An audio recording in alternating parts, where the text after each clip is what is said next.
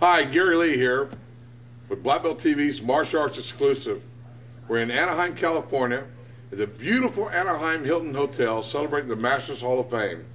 Many celebrities and masters have come through these doors, and we have one of them right here now, Mr. Mike Sullinger from down Texas way, correct? Yes, sir. That's But correct. I got to say something. Mike, we met yesterday, but you've got an elite history. We have a common friend who we've lost, Mr. Ernie Lieb, who you trained under, correct? That's correct. And tell me a little about that training that you did with Mr. Lee, who founded the American Karate System. That's correct. That's correct. Tell me a little bit about that, sir.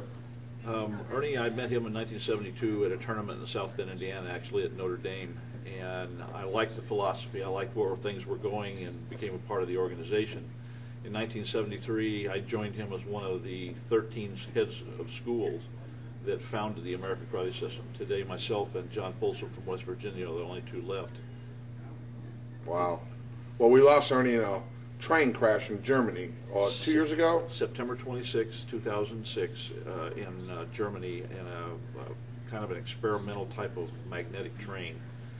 Tragic accident. About 25 people were killed, along with Ernie, one of our fifth dans from West Virginia, Chuck. We used to call him Sergeant Pepper. He was one of the original organizers of that, and two of our German students. It was just a real tragedy. But people don't realize that Mr. Lee was also responsible for the AKA. The American Karate Association was founded by Mr. Lee, which is still in existence today. One of the legends, Ken Knutson, was the president. We're honoring him tonight, in fact. Exactly, and today John Sharkey is the president. Absolutely. It's a very vibrant and ongoing organization. Now, how'd you end up in Texas, being we'll call you a Yankee, but we'll call you a Chicagoan? Transplant Hoosier from Indiana when I was raised. I married a young lady from South Texas, and I was enlisted in the Air Force. And when we got out the first time, I was down there and went to college down there, got my degree as a police officer on the border, and then went back as an officer. When we retired 15 years ago, we retired back there to help her family, and we've been there in Harlingen, Texas ever since. Wow. Now, are you teaching down there, sir? Yes, I am. I teach at Texas State Technical College. I'm an associate professor there, and teach during the fall and spring semesters at the college gym. Also talking to Hunchy Dan Heck, you're also a writer. Yes. Okay, tell me a little bit about that. Well, I have gotten into writing. Of course, part of being an officer in the Air Force, you learn writing skills quite well, especially at 3 different major command jobs and things. And I enjoy expressing viewpoints on things, and I have done that with the American Karate System in our quarterly newsletter.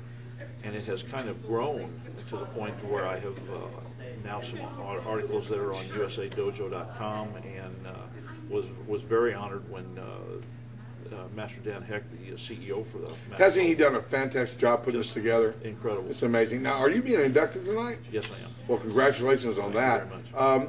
Let me ask you another question. In bringing an American Karate System to America, which was formed in America, tell me a little bit about that, because most people organize karate with Japan, of course, Okinawa, but an American Karate System is fluid, correctly? I mean, it's an eclectic system. One of the things that Mr. Lee believed very strongly in is that we should be able to learn from every system, that there's no such thing as a bad system. Every system has good and bad points.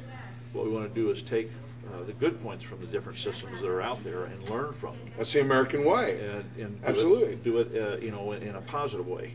Learn as well as share at the same time. That's the whole premise behind what the American Karate Association was built on. Because during the '60s there were a lot of inter-school fights, and Chicago was renowned for some really tragic situations. Bad things and good things. Now, we have something in common. I got to mention on camera that you knew Sam Chapman and Bobby Tucker well, my roommates, and Sam actually taught me how to point fight. But you remember seeing those guys fight? Tell me a little bit about those guys. They were amazing guys, weren't they? I met Sam and Bobby at our first American Karate System summer camp in August of 1973 in Muskegon, Michigan, and was just amazed at the speed that Bobby had with his kicks. And I got some really good pointer on kicks and how to train to do that, and that served me very well in some of my competition in later years. Now, if any of my viewers would like to get in contact or read some of your material, can you tell them how to get in contact with you, or email or something? If they go to www.americankaratesystem.org, my contact information is there, or some of my articles are on the usadojo.com. So all I need to do is get on those websites and do a little surfing, and you'll find them. Great. Well, Mike, thank you for this interview. It means so much. And God bless you and congratulations on your induction tonight. Thank you very much, Gary. I appreciate it. You bet.